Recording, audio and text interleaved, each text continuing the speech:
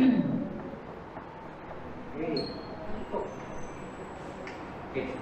Magandang umaga po. Tayo po ay nandito kung sa gawa ng isang press conference po. Kasama po ng mga leader manggagawa at kasama ng mga kalyadong organizations para po isulong ang usapin tungkol sa kampanya tungkol sa wealth tax at ang pagtaas ng living wage or wage patungo sa living wage. Okay? Para magsimula po sa ating press conference, dito po si Attorney Luke Espiritu, President ng Bukluran ng Manggagawang Pilipino, para sa panimulang salita. Okay, magandang umaga sa mga kasama natin sa media. Ito ay isang assemblea ng Bukluran ng Manggagawang Pilipino. Kasama natin ang ating partner organization, ang APMDD. Dahil nasa gitna ngayon ng laban para sa pagtaas ng sahod ng mga manggagawa, yan ngayon ay nakabitbin sa Senado at saka sa Kongreso. Gusto natin ng legislated wage increase, ang tinitindigan ng BNP ay plus 750 na dagdag sahod upang umabot ito sa cost of living o sahod na nakabubuhay.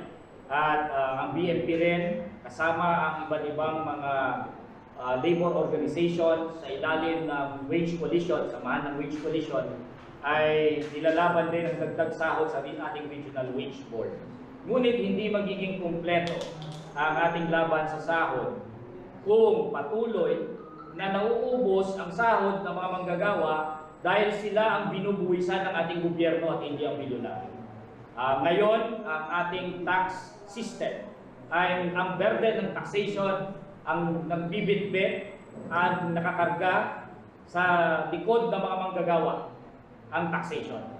12% VAT excise tax habang ang corporate income tax ay binababaan na ito ng 25% mula sa 30%. Ang nagiging epekto nito ay tumataas ang mga bilihin na pangangailangan ng mga manggagawa habang ang mga public services na dapat magpapababa lalo sa cost of living tulad ng pampublikong serbisyo sa kalusugan, sa edukasyon, sa transportasyon, lahat yan ay pinaprivatize at pinagkakakitaan dahil walang public finance na ginugugol sa mga public services na ito at lalong lumulobo dahil kailangan bilhin din ng mga manggagawa, magagastos sa nila mga public services na ito, lalong lumulobo ang kanilang gastusin, lalong lumiliit ang kanilang inuuwing sweldo at lalong nagugutom ang manggagawa. Hindi masosolusyonan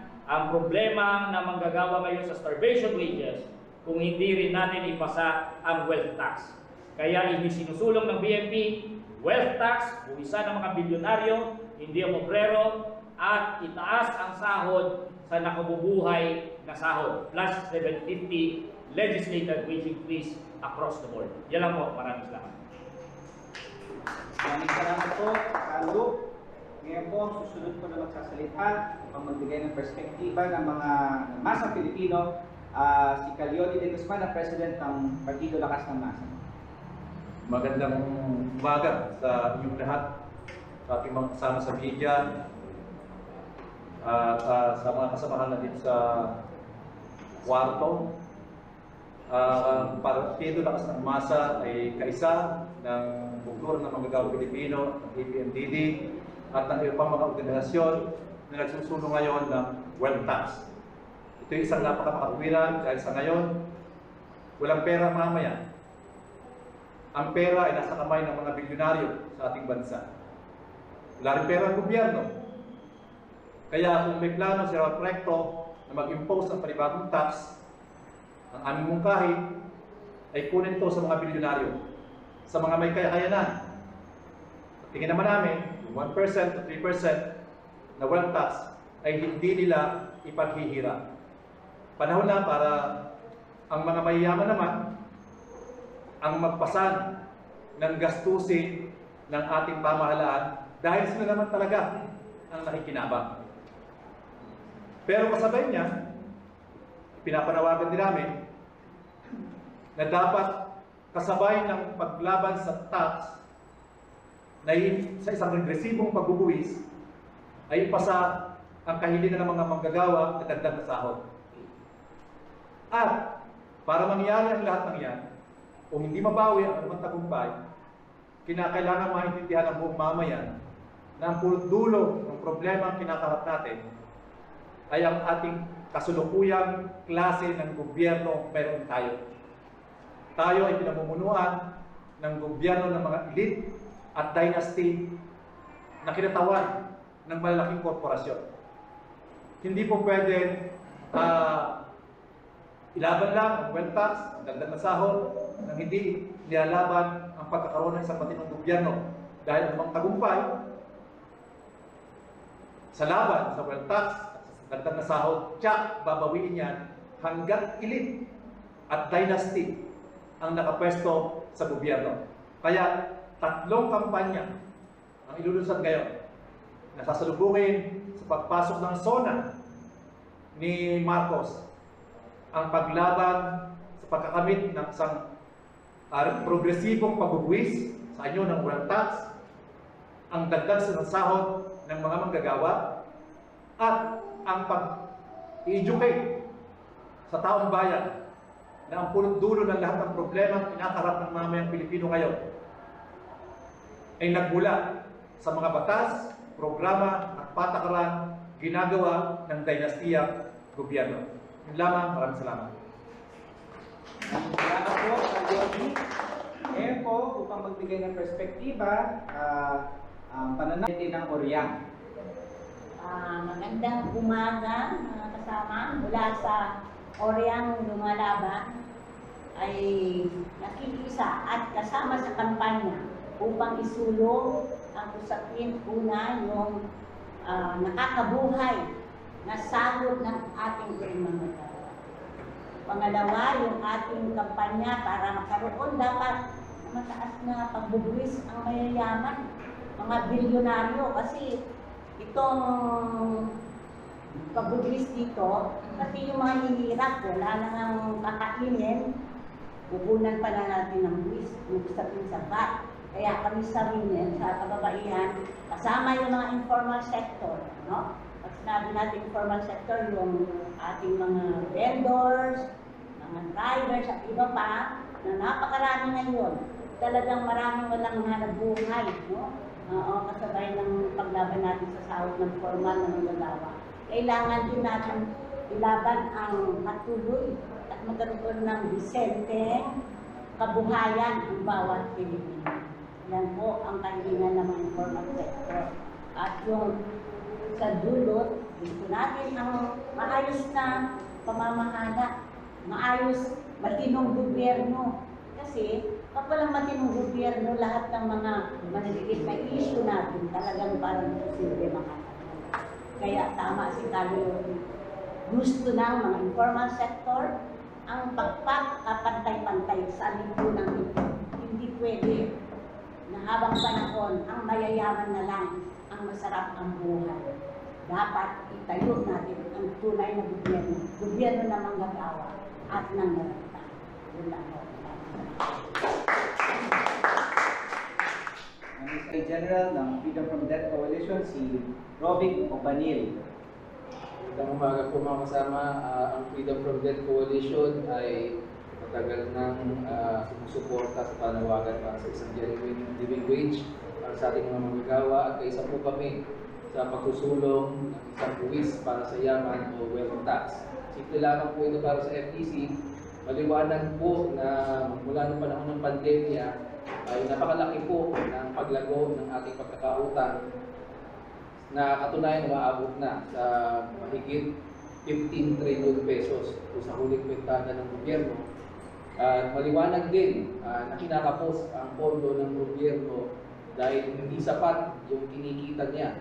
Ang pangamba ng FTC sa ganitong sitwasyon, ang default ng ating pamahalaan, pag kinukulang ang pondo ay una, ang utang ulit, pangalawa, magtaas o magdagdag ng mga buwis na sisingilin sa mamamayan.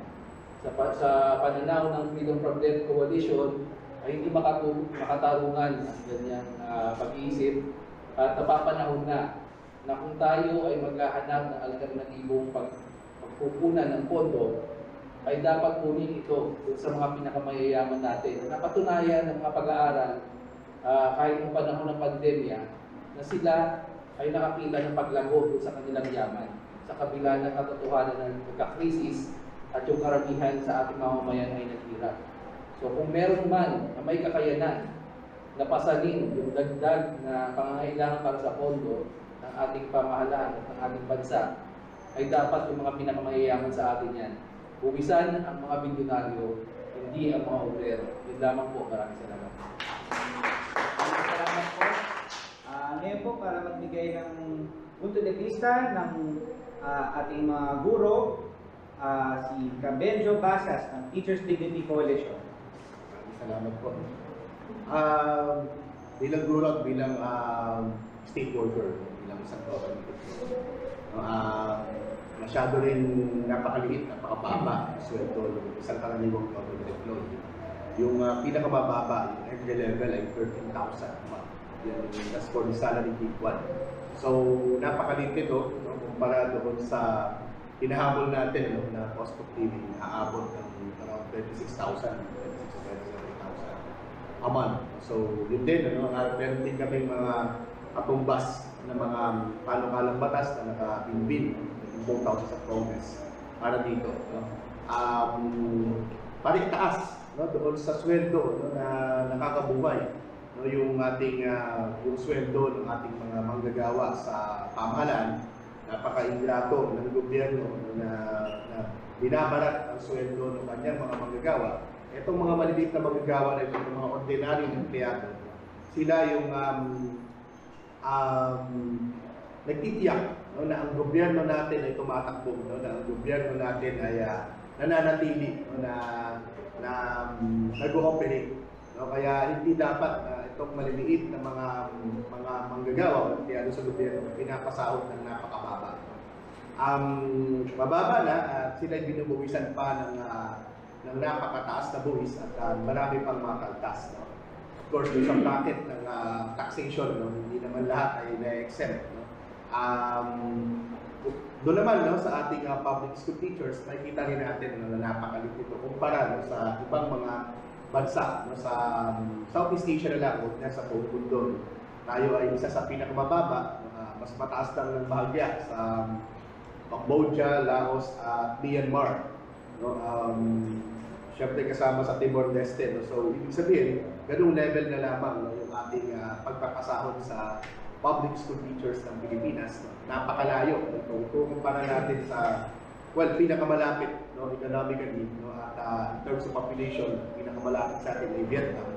Napakalayo ng pasahod ng Vietnam sa kanyang mga guro kaysa sa atin sa Pilipinas. At napakalaki ng bilang ng mga teachers sa Vietnam, doble sa bilang ng mga guro sa Pilipinas. So, doon pa lang makikita na natin na hindi nabibigyan ng prioridad ng ating gobyerno yung kanyang mga manggagawa sa pangkalahatan, at lalo-lalo na yung mga manggagawa ng Estado, yung mga state workers. So sa ngayon, sa kasalukuyan, ay meron din mga panukalang batas, pero nananatiling panukalang batas sa mga ito, na nakabinbin in both houses of Congress.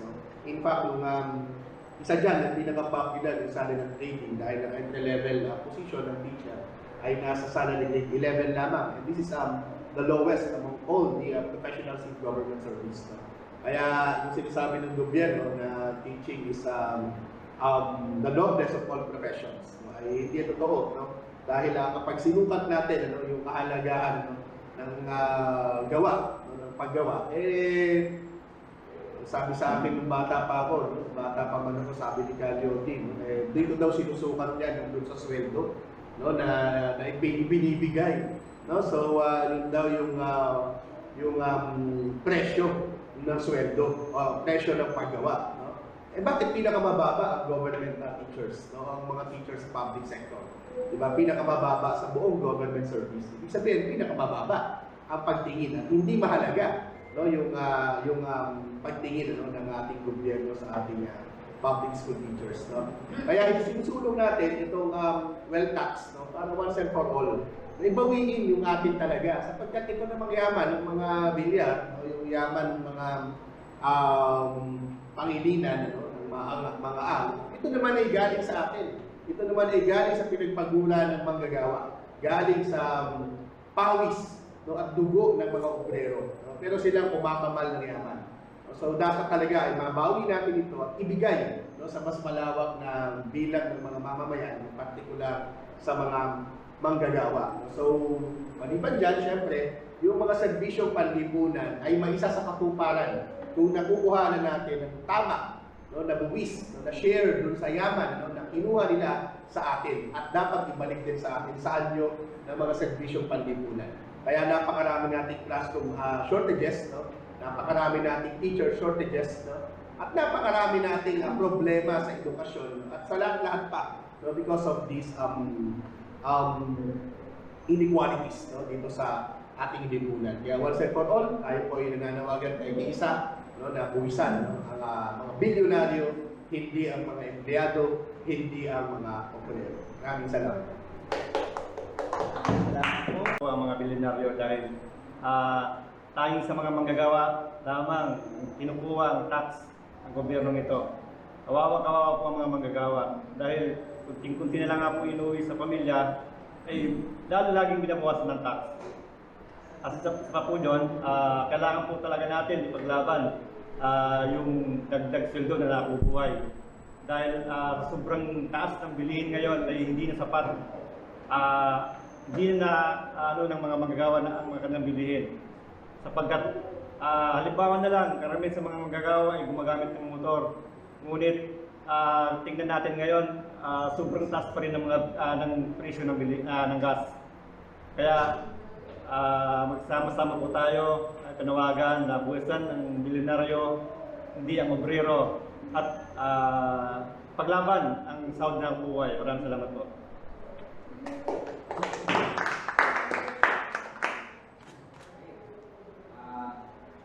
Upang magpahagi po ng Manggagawa po medyo maniningil. Hindi lang po kami mananawagan, maniningil sa gobyernong ito. Aba, nakakalimutan yung RH law. May batas na nga po, wala namang budget. At lumiit pa yan within a span of 30 years. Mula sa 2 billion, naging 800,000 na lang ang budget para dyan sa RH law na yan. Pinaglaban ng isang dekadang mahigit para magkaroon ng batas. After 13 years ulit, wala pa ring budget. Ano po ang kanyang kahihinatnan? Tumaas po yung maternal deaths. Abay, 6 hanggang 7 kababaihang mga anak ang namamatay in the 21st century. Kumbaga po, nananawagan na kami nung araw pa, 40 years ago, na dapat ay wala nang mamatay sa panganganak. Pero sa Pilipinas, in spite of the RH law, namamatay pa rin po ang mga kababaihan natin. Bakit po?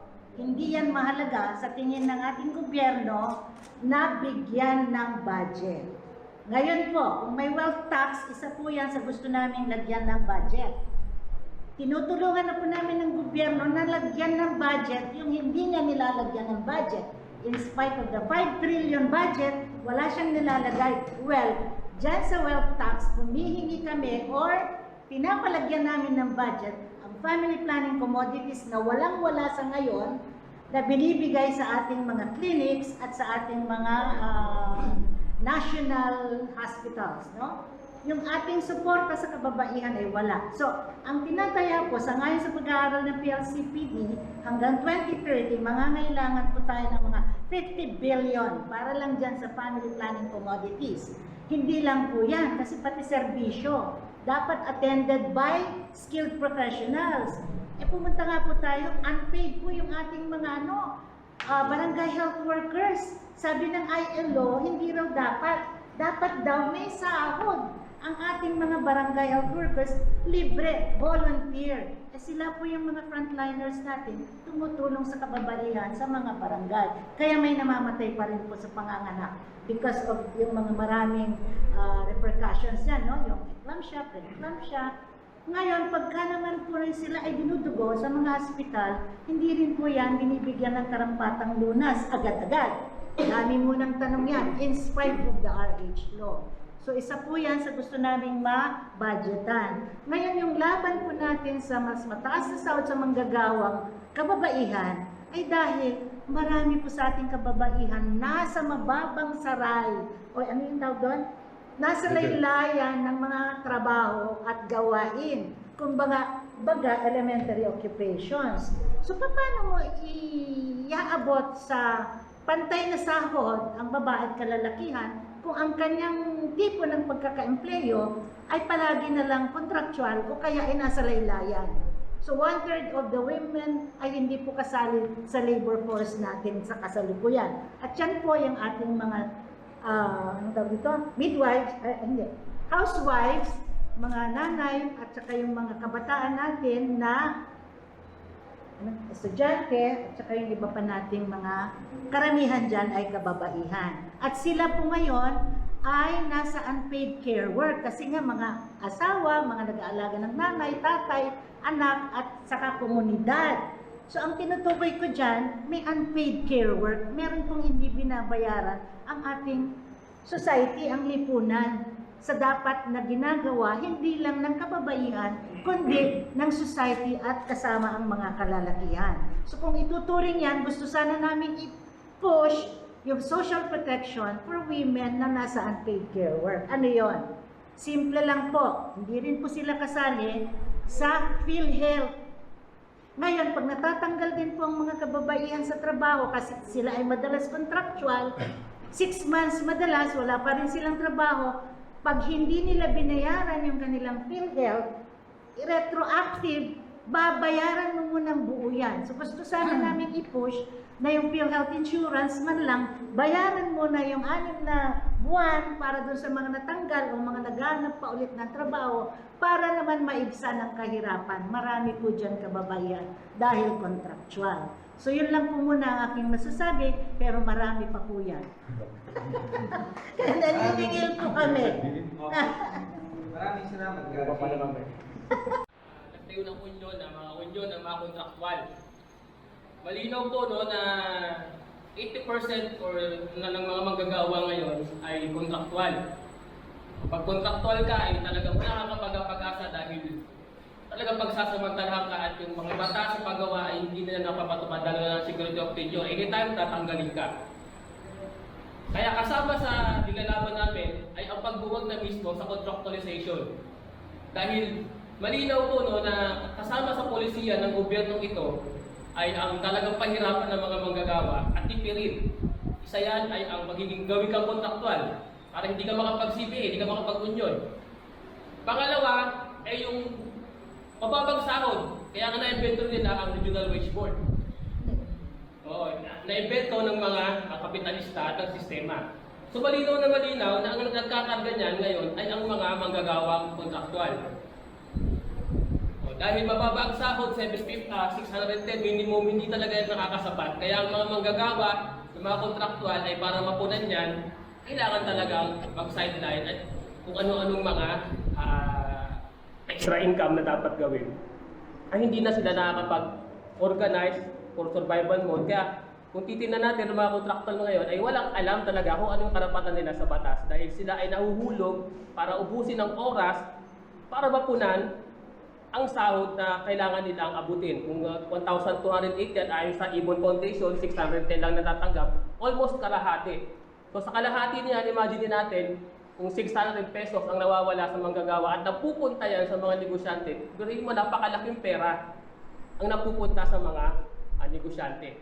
Sa loob ng 4 na dekada ng pag-iral ng contractualization at regional wage board, kitang-kita natin kung papaano umunlad umasenso ang mga manpower agency na ngayon ay may sarili ng building.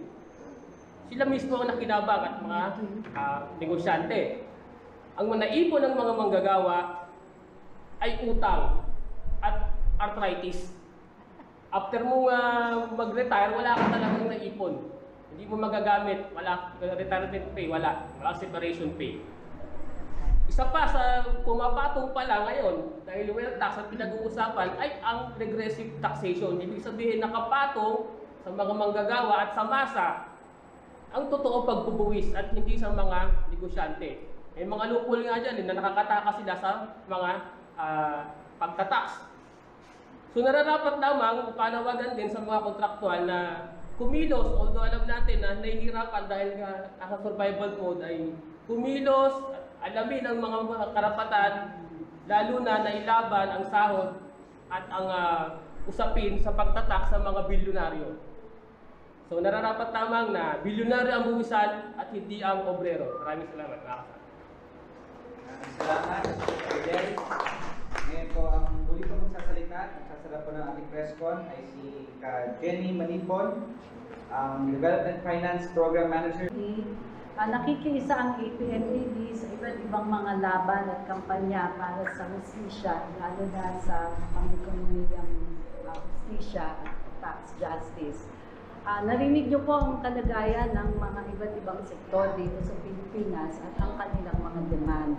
Kung tutuusin, ang kalagayan nila ay hindi naiiba sa kalagayan ng maraming masa at maraming pang mga manggagawa at kababaihan sa iba't ibang bansa sa rehiyon ng Asya.